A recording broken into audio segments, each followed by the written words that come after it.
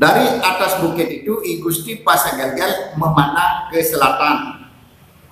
Tampaklah kedua pohon beringin tersebut. Oleh karena itu Bukit Uluran tersebut diganti namanya menjadi Om Swastiastu warganet yang budiman dimanapun berada. Kali ini saya akan melanjutkan kembali membacakan tentang Babat Paset, yaitu masih perjalanan dari 6 saudara. Jadi keturunan Kiai Agung Pasagelgel dari istrinya yang di desa Gelgel yang menurunkan 6 putra. Masih saya menceritakan tentang perjalanan dari 6 putra ini. Sekarang dari desa Manduang ke menuju Tanah yang Lemak. Saya akan baca.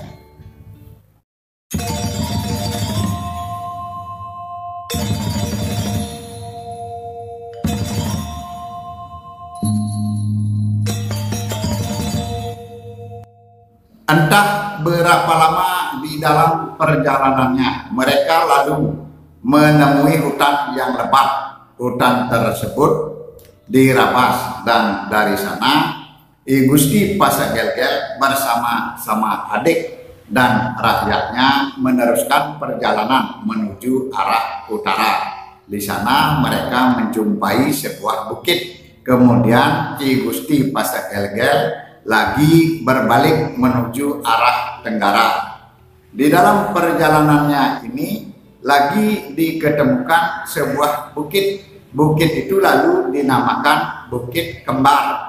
Di sana I Gusti Pasagelgel menebang pohon-pohon dimulai ke arah timur, lalu ke selatan, lagi ke tengah, terus ke utara dan ke barat. Caranya menebang pohon atau kayu tersebut dalam bahasa Bali disebut selasak seleseh atau selasak selisih.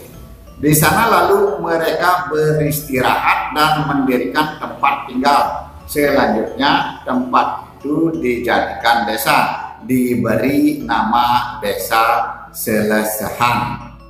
Lama-lama desa yang terletak di Kelungkung itu akhirnya menjadi Desa Selisihan. Dari Desa Selisihan I Gusti Pasagelgel lagi berangkat menuju arah barat, serta di desa ini tidak ada sanak saudaranya ditinggalkan.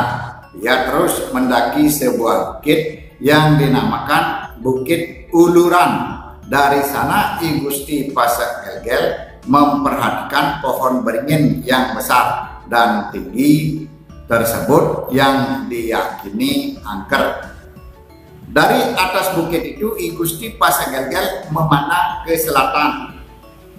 Tampaklah kedua pohon beringin tersebut. Oleh karena itu Bukit Uluran tersebut diganti namanya menjadi Bukit Pengukur Ukuran.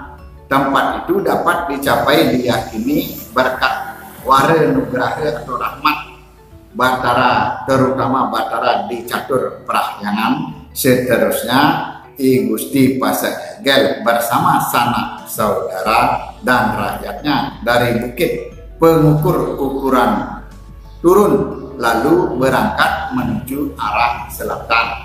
Yang dituju tidak lain adalah tempat pohon beringin tersebut. Pohon beringin kembar yang besar dan tinggi itu ternyata merupakan hutan lebat.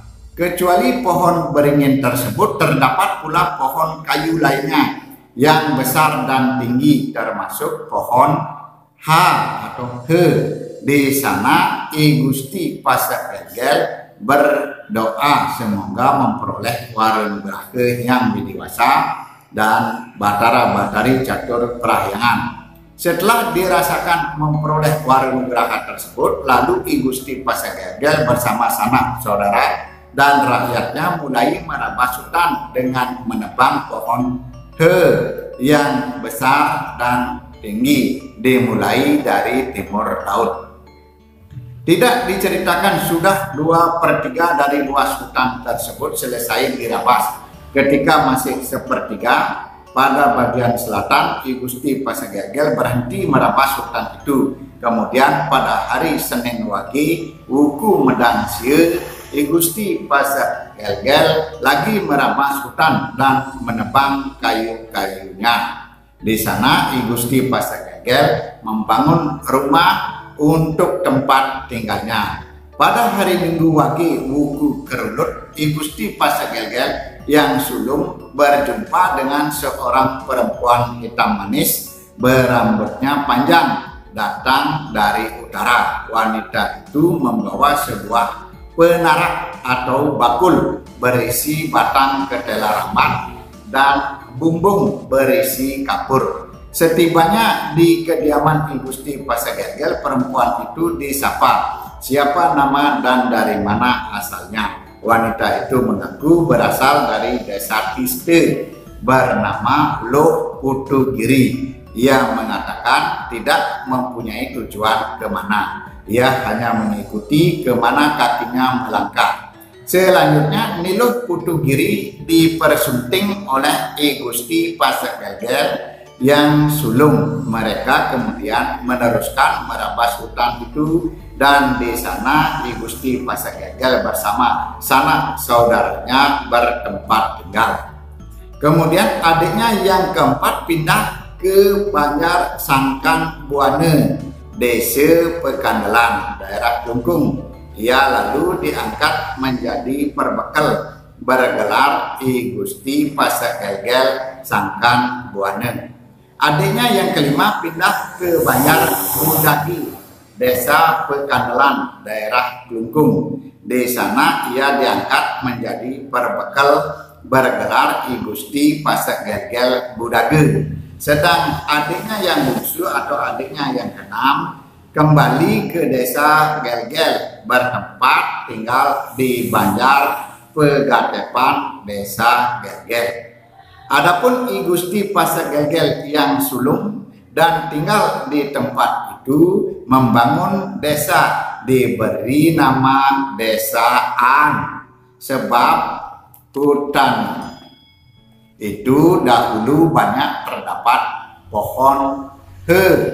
Di sana ia menjadi perbekal bergelar I Gusti Pasagel An. Nah, itu dulu warganet. Selanjutnya saya akan membacakan tentang kisah dari I Gusti Pasagel di Desa An beserta keturunan dari Pasagel An.